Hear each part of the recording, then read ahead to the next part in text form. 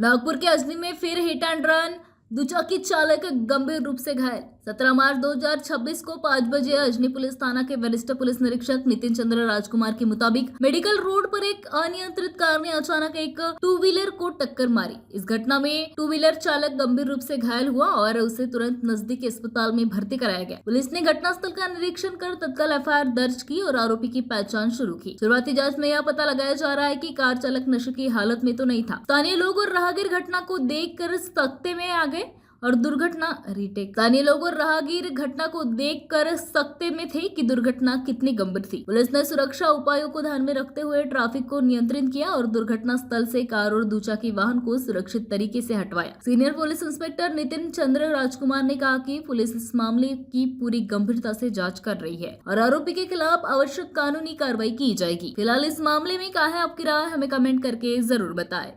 Police Thane Ajni इथे आम्ही हजर असताना एक फिर्यादी नामे अभिषेक भीमराव भगत यांनी पोलीस स्टेशनला येऊन माहिती दिली की त्यांचे मामे भाऊ ज्ञानेश्वर गानार हे टू व्हीलरने वंजारीनगर येथून ओरियस हॉस्पिटलच्या मागून मेडिकलकडे जात असताना एक MS31 EA0091 या गाडी चालकाने भरधाव वेगाने त्याची गाडी चालवून फिर्यादीचे मामे भाऊ ज्ञानेश्वर गानार यांचे हे टू व्हीलरने जात असताना त्यांना धडक देऊन पाडल्याने ज्ञानेश्वर गानार यांच्या पायाला इजा झालेली आहे आणि त्यामुळे लगेच सदर तक्रारीची दखल घेऊन आम्हाला सुद्धा त्यावेळीच माहिती प्राप्त झालेली होती व आमचे बीट मार्शल व स्टाफ जागीच गेल्यामुळे सदर चालक हा त्याच्या कारसह जागीच मिळून आला।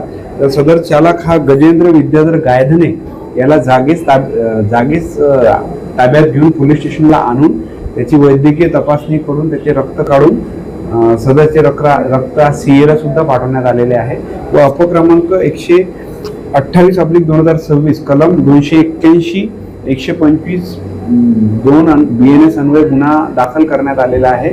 तसेच सदर व्यक्तीने त्याची ताब्यातील वाहन भरधाव वेगाने चालवल्याने मोटार वाहन कायदा कलम 184 134 177 अन्वय सुद्धा कलम याच्यात लावण्यात आलेले आहे। सदर आता वैद्यकीय तपासणी करता पाठवलेला आहे आणि CAचा रिपोर्ट नंतर ते सांगता येऊ शकते तपासाला। जखमी स्टेबल आहे, फक्त पायाला मुका मार लागलेला आहे, सध्या स्टेबल आहे, ऍडमिट आहे दवाखान्यात।